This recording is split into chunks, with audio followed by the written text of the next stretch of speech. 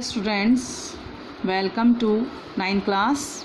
Myself Saeeda Khatoon ma'am, subject social science.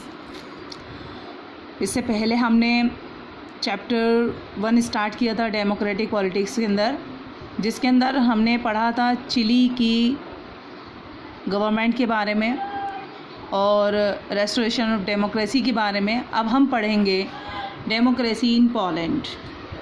Let us turn to another event, this time from Poland in 1980. At that time, Poland was ruled by the Polish government, Polish United Workers' Party. This was one of the many communist parties that ruled in several countries of East Europe. At that time, in these countries, no other political party was allowed to function. The people could not freely choose the leaders of the Communist Party or the government.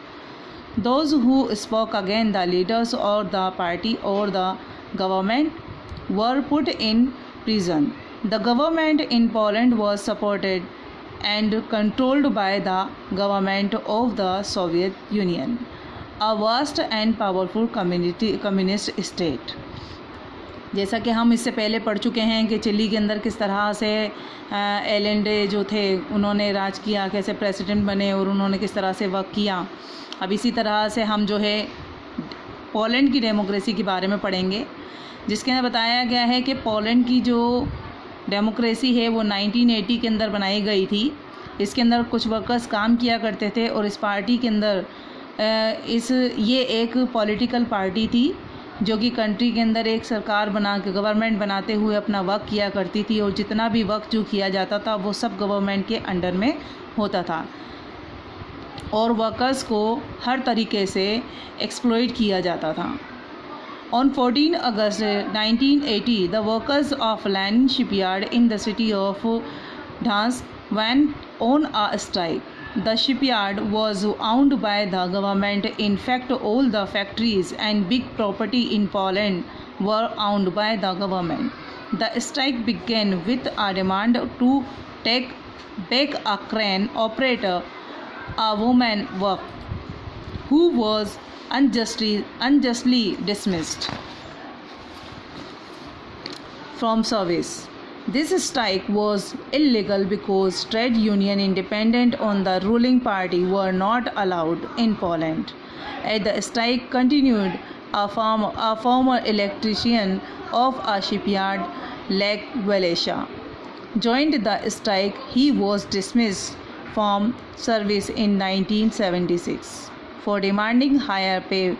Walesa soon emerged as the leader of the striking workers, and the striking began to spread across the whole city. Now the workers started raising larger demand. They wanted the right to form independent trade union. They also demand the release of political prisoners and an end of censorship on press. The movement became so popular that the government had to give in. The workers, led by Walesa, signed a 21 points agreement with the government that ended their strike. The government agreed to recognize the workers' right to form independent trade union and their right to strike. After the Gdansk agreement was signed, a new trade union called Solidarity was formed. It was the first time an independent trade union was formed in any of the communist states. Within a year, Solidarity swept across Poland and had about 1 crore members. Revolutions of widespread corruption and mismanagement in the government made matters worse for the rulers. The government, led by General Jaruzelski, grew anxious to impose martial law. In December 1981, thousands of Solidarity members were put in prison. Freedom to organize protest and express opinion was one against taken away. इसके बाद क्या हुआ कि 14 अगस्त 1980 में Lenin shipyard पर काम करने वाली एक लेडी को उसको बिना वजह अपनी जॉब से डिसमिस कर दिया गया। अनजस्टिफाइड, बिल्कुल एकदम कोई वजह नहीं थी जिसकी वजह, और उनको उनसे डिसमिस कर दिया। और डिसमिस करने के बाद लोग जो थे, जो वर्कर्स थे, वो उसका अपोज़ करने लगे। पहले जो थी ट्रेड यूनियन मौजूद थी जो कि इलीगल मानी जाती थी, क्योंकि वहाँ पर मज़दूरों को किसी तरीके का कोई स्ट्राइक वगैरह करने की इजाज़त नहीं थी। इसलिए पोलैंड के अंदर वर्कर्स की स्ट्राइक को इलीगल माना जाता था। मगर इस तरह के जब किसी वर्कर के साथ बुरा होता है तो उसके लिए जो दूसरे अदर वर्कर जो होते हैं वो उनका साथ देते हैं। तो ऐसा ही हुआ।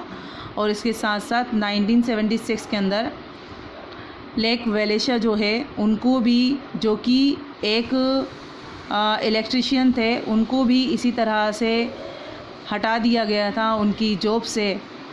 तो उन्होंने भी उन वर्कर्स का साथ दिया जो कि उस लेडी को हटाने का विरोध कर रहे थे, स्ट्राइक करके उसका विरोध कर रहे थे कि इनको क्यों हटाया। तो लेक वेलेशा भी उनके साथ हो गए, क्योंकि उनको क्यों हटाया गया था कि उन्होंने ये कहा था कि हमें हायर पे कीजिए, यानी हमारी सैलरी बढ़ाइए, और भी कई बातें कही थी जिसके तहत उनको उनकी पोस्ट से हटा दिया गया था।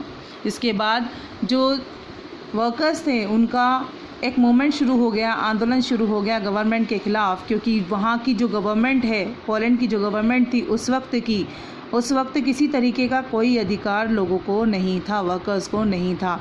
मगर इसकी वेलेशा ने इसके ऊपर एक साइन किए जिसके अंदर 21 पॉइंट्स एग्रीमेंट के अंदर रखे, जिसमें लोगों को, जो वर्कर्स हैं, उनको कुछ राइट्स दिए जाएं, उनको फ्रीडम दी जाए, और कुछ एग्रीमेंट किए गए जिसके तहत अगर किसी बिला वजह किसी को उसकी पोस्ट से नहीं हटाया जाएगा।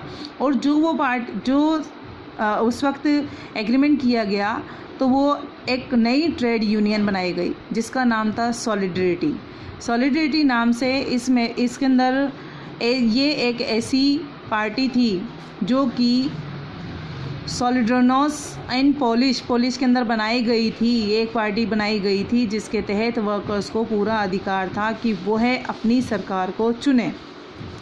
इसी चीज़ को देखते हुए उस वक्त जो है जनरल जारुजेल्स्की जो थे उन्होंने मार्शल लॉ 1981 दिसंबर के अंदर लागू कर दिया, और जिसके तहत इसके अंदर ये देखा गया कि लोगों, जो ऑर्गेनाइजेशन जो बनाई गई थी फ्रीडम के लिए, उनको सबको बंद कर दिया गया। यानी कि मार्शल लॉ लागू कर दिया जाता है तो सभी जितने भी मेंबर्स जो होते हैं, जितने भी लोग जो होते हैं, उनका सबके अधिकार छीन लिया जाता है। और यहाँ भी ऐसा ही हुआ। और मगर जो सॉलिडरिटी पार्टी बनाई गई थी तो इन 1 year, with in a year, यानी 1 साल के अंदर इसके जो मेंबर्स जो थे वो 1 करोड़ से भी ज़्यादा बन चुके थे। फिर इसके बाद अनदर वेव ऑफ स्ट्राइक्स, और दूसरी तरीके से नए स्ट्राइक्स शुरू हुई इन्हीं हो गए मार्शल लॉ के ख़िलाफ़। और 1988 के अंदर दोबारा से इलेक्शन किए गए। और जब दोबारा इलेक्शन हुए तो अप्रैल 1989 के अंदर एक ऐसे इलेक्शंस किए गए जिसके अंदर वर्कर्स को अधिकार था अपनी सरकार चुनने का, जिसमें 100 सीट्स थी, जिसमें से 99 सीट्स जो है वो सॉलिडरिटी पार्टी की थी। और 1990 के अंदर पोलैंड के अंदर एक फ्री पार्टी जो है, एक फ्री गवर्नमेंट बनाई गई जिसके अंदर वेलेशा को प्रेसिडेंट ऑफ पोलैंड चुना गया। इसके बाद 2 फीचर्स ऑफ डेमोक्रेसी।